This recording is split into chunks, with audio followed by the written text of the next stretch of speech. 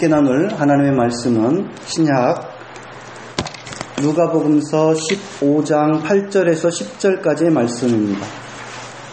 누가복음서 15장 8절에서 10절까지의 말씀, 저와 여러분이 한 목소리로 봉독합니다.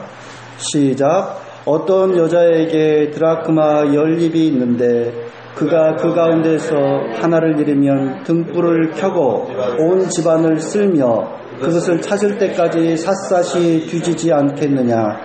그래서 찾으면 벗과 이웃사람을 불러 모으고 말하기를 나와 함께 기뻐해 주십시오. 잃었던 드라크마를 찾았습니다 할 것이다. 내가 너희에게 말한다. 이와 같이 회개하는 죄인 한 사람을 두고 하나님의 천사들이 기뻐할 것이다. 아멘.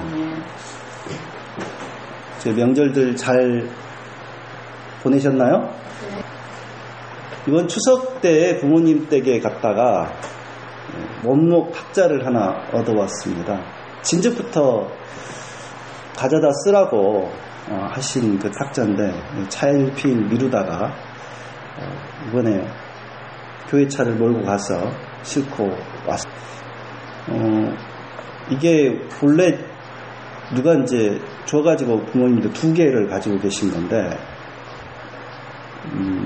좀 이렇게 찍히고 그런 부분들이 있어요. 그래서 그것을 따듬느라고 니스 칠을 하고 또 따듬어야 되겠다 싶어가지고 목공용 샌더기를 찾았습니다. 창고에 분명히 넣어놨는데 어디론지 사라졌어요. 그래서 저 사람한테 어떻게 된 거냐고 그랬더니 어디 다른 데도 옮겨놓지는 않았대요. 분명히 있을 거라고. 그거 창고 정리를 집사람이 이사하면서 했거든요. 없어요. 물건을 다 하나씩 다 꺼내서 뒤져봐도 없습니다. 이게 도대체 어떻게 된 건가. 그래가지고 참 이게 그 니스와 붓은 사놓고 이제 작업은 해야 되겠는데 이 샌더기가 없어서 작업을 못하겠다 싶어가지고 굉장히 실망스러움을 가지고서 이제 다시 이제 어쩔 수 없이 창고에 물건을 이제 다시 집어넣는데 맨 처음 꺼냈던 그 바구니 속에 들었더라고요. 참 허망하면서도 아무튼 그런 일이 있었습니다. 평소 쓰던 물건 하나 잃어서 그것을 찾는 것도 큰 기쁨인데 잃었던 사람을 다시 찾을 때 얼마나 큰 기쁨이겠습니까? 그렇죠? 참 사람을 찾습니다 라고 크게 써붙이고 전단을 나눠주는 그 부모들의 애타는 심정을 아마 아이를 잃어보지 않은 사람은 전혀 이해를 못할 거예요. 제발 혹시 데리고 있는 분은 그 지난날 그건 다 묻지 않을 테니까 다시금 아이를 돌려만 달라고 그렇게 간절하게 호소하는 부모들을 봤습니다. 잃었던 사람을 다시 찾는 기쁨, 우리가 그 부모만큼 헤아리지는 못하지만은 얼마 전에 우리 온 국민이 이미 맛을 보았던 기쁨입니다. 지난 7월 23일 날 충북 청주의 어느 야산에서 실종되어버린 조은누리 양, 중학생이고 지적장애 2급인데 엄마랑 친구들이랑 같이 그 계곡에 물놀이 하러 갔다가 물놀이를 잘 하고 그 정상 쪽에 수원지가 있나 봐요. 그래서 그 표지석을 올라가서 보는 것도 하나의 교육에 필요하다 싶어가지고 엄마가 이제 데리고 정상 쪽으로 가는데 계속 그 벌레가 달려든다고 계속 그래서 그럼 너 먼저 내려가라 라고 내려보냈어요. 근데 내려간 지 30분도 안 돼가지고 실종돼 버렸습니다. 그래서 처음에 이제 119나 그 소방서나 뭐 이런 데 이제 경찰에 신고를 해가지고 찾았는데 이게 없으니까 아무리 CCTV로 분석해보고 다 해봐도 전혀 나타나질 않아요. 그러니까 공개 수색으로 전환을 해서 군인들과 경찰과 소방대원들 또 일반 시민들까지 다 나서가지고 무려 5,700여 명이 동원돼서 드론까지 동원이 되고 막 찾았죠. 근데 하루가 가고 이틀이 가고 열흘이 다 되기까지 종적을 알 수가 없어요. 그래서 필시 어디로 납치됐든지 아마 죽었나 보다. 다들 그렇게 거의 자포자기 상태에 있었죠. 그런데 열흘째 군견을 데리고서 이제 수색에 나섰던 군인 두 분이 그 군견 아주 상당히 훈련을 잘 받은 그 군견인가 본데 그 달관이라는 그 군견이 찾아냈어요. 그 바위 틈에 바위에 기대서 쓰러져서 고개를 젖히고 거의 실신 상태에 있는 낙엽으로 덮여진 조은 누리양을 찾아냈습니다. 그래서 안전하게 구조를 했는데 이렇게 죽은 줄만 알았던 조은 누리양이 생환해서 다시 기적처럼 돌아오니까 참 많은 사람들이 기쁨의 눈물을 흘렸습니다. 만사를 제껴놓고 이 소식을 그 조은 누리양 실종 소식을 듣고 자기 일을 제껴놓고 그 수색에 나섰던 시민들도 있었더라고요. 그래서 그 시민 가운데 어떤 분은 내일처럼 기뻐하면서 눈물을 흘렸다는 소식을 봤습니다. 날마다 많은 뉴스가 우리들 귀에 들려옵니다마는 그 수많은 뉴스들이 대부분 다 안 좋은 소식들이죠. 근데 이 조은 누리양 이 실종됐던 조은 누리양 열흘 만에 기적처럼 이렇게 살아 돌아왔다라고 하는 소식처럼 기분 좋았던 소식이 있었나 싶을 정도로 모처럼 굉장히 기분 좋은 소식이었습니다. 그래서 온 나라에 큰 기쁨이 되었습니다. 예수님은 누가복음 15장에서 잃어버린 것들을 잃어버린 것을 다시 찾는 기쁨을 알려주는 세 가지 비유를 들려주십니다. 잃은 양의 비유, 잃은 동전의 비유, 탕자의 비유. 탕자는 잃은 아들의 비유 이렇게 해야 맞을 것 같은데 아무튼 이 세 가지 비유입니다. 예수님께서 이 세 비유를 한 자리에서 같은 시간에 이야기하지는 않으셨을 거예요. 분명히 상황이 다 달랐을 겁니다. 다른 자리에서 이야기를 갖게 하였겠죠. 그런데 이 누가복음 저자의 누가는 이게 같은 종류의 비유다라고 생각해서 그런지 같은 상황의 이 비유를 그냥 묶어놨습니다. 어떤 상황이냐? 세리와 죄인들이 예수님의 말씀을 들으러 몰려드는데 그 모습을 보고서 바리새인들과 율법학자들이 투덜거리면서 불평했다는 거죠. 저 사람이 왜 세리와 죄인들을 맞아들이나 라고 하면서 불평하는 소리를 듣고 예수님께서 들려주신 비유다라고 하는 것입니다. 사실 그 바리새인들의 율법학자들에 대해서 복음서 가운데 가장 호의적인 복음서가 누가복음서입니다. 누가복음서는 바리새인들에 대해서 그렇게 크게 나쁘게 묘사를 하지는 않아요. 바리새인 중에 예수님을 자기 집으로 초대해서 식사 대접을 하는 장면이 종종 나오고요. 또 바리새인들이 어느 날은 헤롯 안티파스가 예수님을 죽이려 한다라고 예수님께 알려주면서 얼른 피신하시라고 그렇게 하기도 합니다.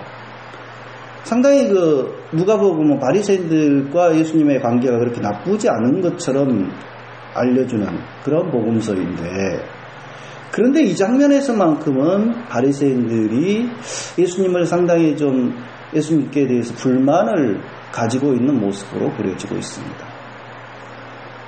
그들은 매사에 안과 밖이 분명한 사람들이죠. 율법을 지키는 사람과 율법이 없이 제 멋대로 살아가는 사람으로 분명하게 나누고 있어요. 그래서 자기들은 율법에 충실하게 성실하게 율법을 지키려고 애를 쓰는 사람들이고, 저 세리와 죄인들은 이방인처럼 율법을 함부로 어기고 제 멋대로 살아가고 있다라고 생각해서 그들과 가해 상종을 하지 않고 가까이 하려고 하지 않죠. 그런데 예수님께서는 어떻습니까? 자신에게 나오는 세리 죄인들을 똑같이 맞아들이시는 거죠.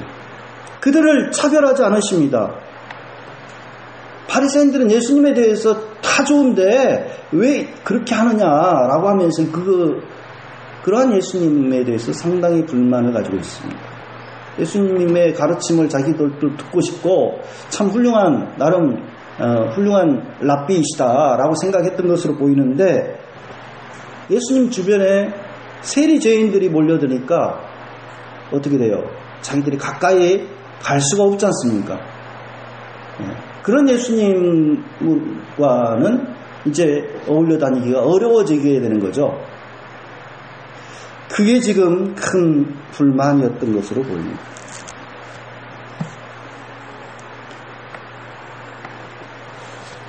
그들은 알만한 분이 왜 저럴까?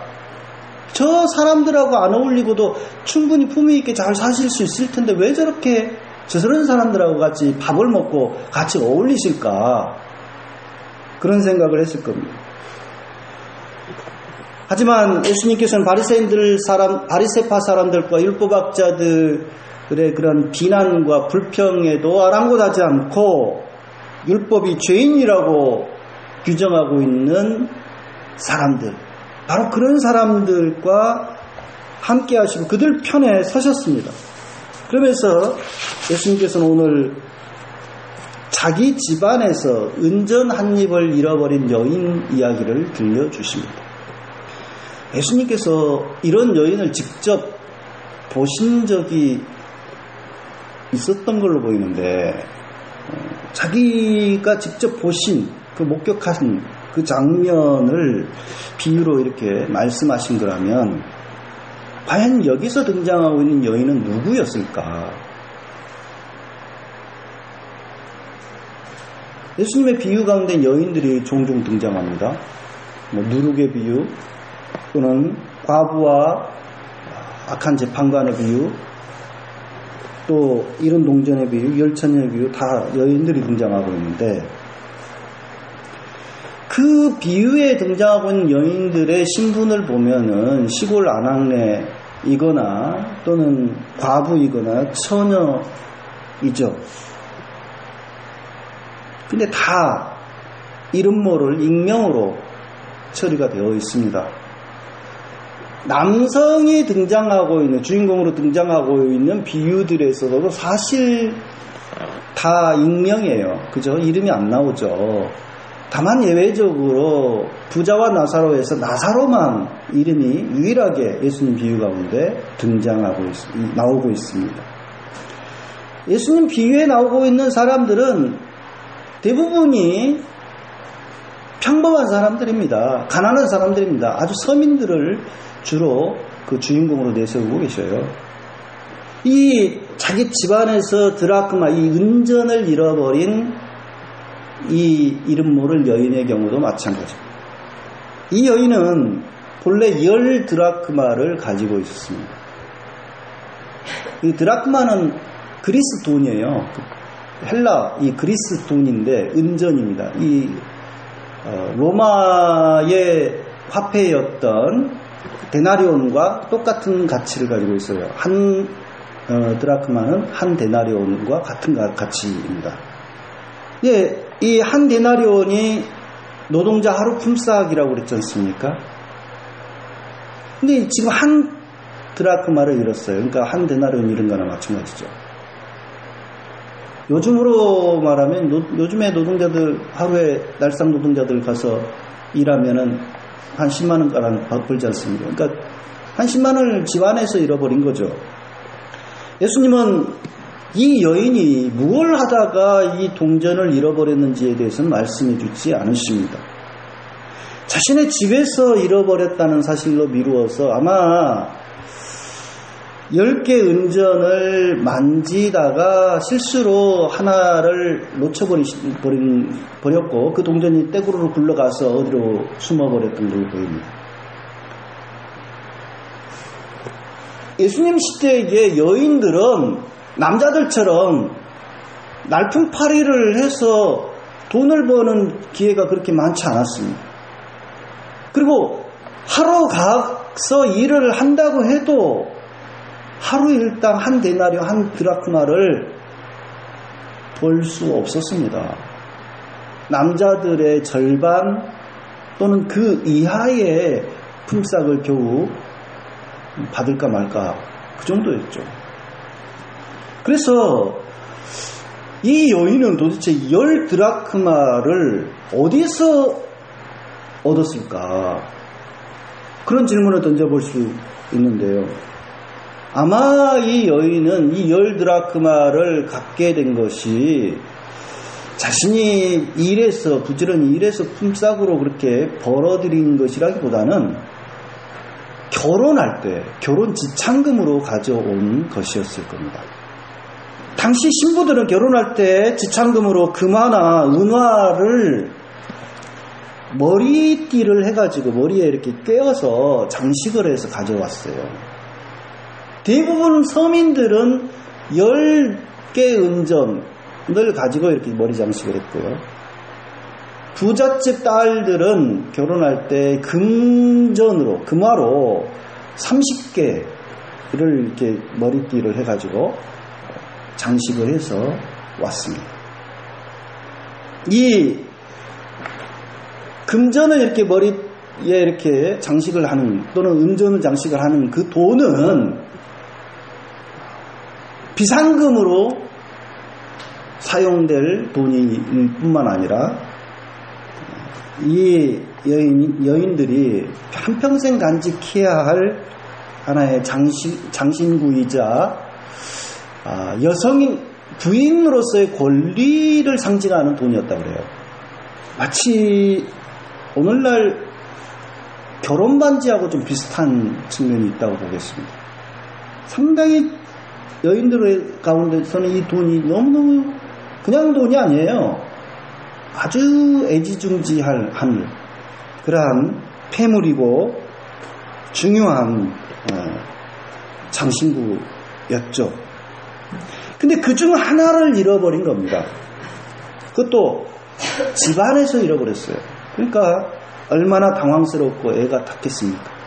여인이 속히 이런 은전을 찾고자 하는 심경은 아마도 99마리는 그대로 있고 한 마리 양을 잃어버린 100마리 양 중에서 한 마리 양을 잃어버린 목자의 심경과 그다지 큰 차이가 없을 겁니다. 더했으면 더했지. 그깟 동전 하나가 아닌 거예요. 그래서 이 여인은 등불을 켜고 온 집안을 쓸면서 은전을 찾았다고 했습니다. 이게 등불을 켰다라고 하는 걸 볼 때 한밤중에 잃어버렸나 이렇게 생각하기 쉬운데 한밤중이 아니었을 겁니다. 왜냐하면 이 이스라엘의 그때 당시 집들은 차가운 저녁에 그 공기를 차단하기 좀 두껍게 벽을 만들고 창도 안 냈어요. 자주. 그러다 보니까 이 낮에도 집안이 깜깜한 집들이 많습니다. 그래서 등을 켠 겁니다. 등불을 켰어요. 그리고는 방을 쓸면서 찾고 있습니다. 이 종려나무 가지로 만든 이 빗자루로 방을 쓰는데 그때 당시에 방은 흙으로 되어 있어요. 흙이나 암벽으로 되어 있습니다. 그러다 보니까 쓸면서 땡그랑 하는 어떤 소리가 들리면 그 동전을 찾아내려고 찾고 있는 것이죠. 그렇게 샅샅이 온 집안을 찾고 찾아서 드디어 은전을 찾아냈습니다. 그러자 이 여인은 어떡합니까? 자신의 친구와 이웃 사람을 불러서, 그러니까 아주머니들을 부른 거예요. 자기 그 주변의 사람들을 불러서 자신이 잃어버렸던 드라크마 하나를 찾아냈다고 하면서 같이 기뻐해달라고, 그 기쁨에 초대를 하는 거죠. 아니, 동전 하나 찾았다고 무슨 친구들이나 이웃 사람들을 불러다 같이 기뻐하나 이해가 안 되지만, 그 10드라크마의 가치, 여인들은, 그때 당시 여인들은 충분히 그게 이해가 됐을 거예요. 여기서 우리들이 놓치지 말아야 될 사실은, 잃은 양의 비유, 잃은 동전의 비유, 잃은 아들의 비유, 이 비유들이 모두 회개하는 죄인과 관련해서 예수님께서 들려주신 비유라는 사실입니다. 겉보기에는 양과 은전과 탕자 이야기로 비춰지지만은, 이 비유가 강조하고 향하고 있는 핵심 메시지는 회개하는 죄인 한 사람에 대한 이야기입니다. 그래서 그 회개하는 죄인 한 사람 때문에 하나님이 크게 기뻐하신다, 그 말씀을 하고 있습니다. 우리가 기억해야 될 것은 회개한 죄인이 아니에요. 회개하는 죄인입니다. 이 회개하는 죄인이라고 하는 것은 우리의 회개가 단번에 끝날 회개여서는 안 된다라고 하는 사실을 일러주죠. 꾸준히 지속적으로 하나님 앞에 회개가 이루어져야 된다는 사실을 우리에게 알려줍니다. 하나님 앞에서 회개한다는 것은 무엇입니까? 자신의 지난날의 잘못을 뉘우치고 하나님께로 삶의 길을 돌이키는 것을 회개라고 하는 것입니다.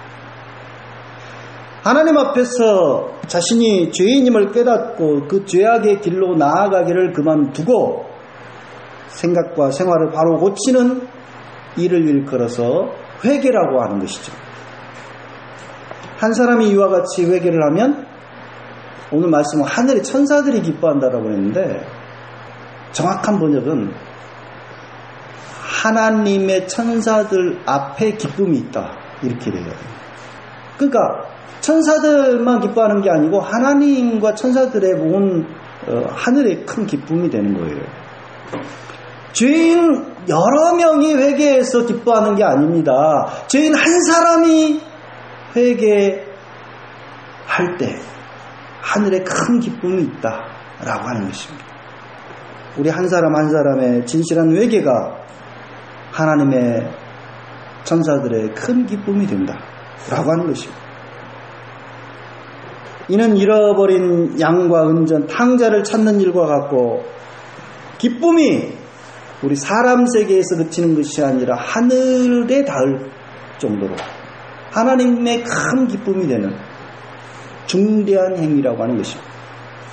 많은 사람의 그 회개보다는 우리 한 사람 한 사람의 회개가 그래서 중요하다라고 하는 사실을 오늘 말씀을 일러줍니다. 우리 한 사람의 회개가 하늘 잔치를 낳는다 라고 하는 사실을 우리들이 기억하고 날마다 회개하는 삶으로 나아감으로써 하나님을 기쁘시게 하는 저와 여러분들 되기를 간절히 기원합니다.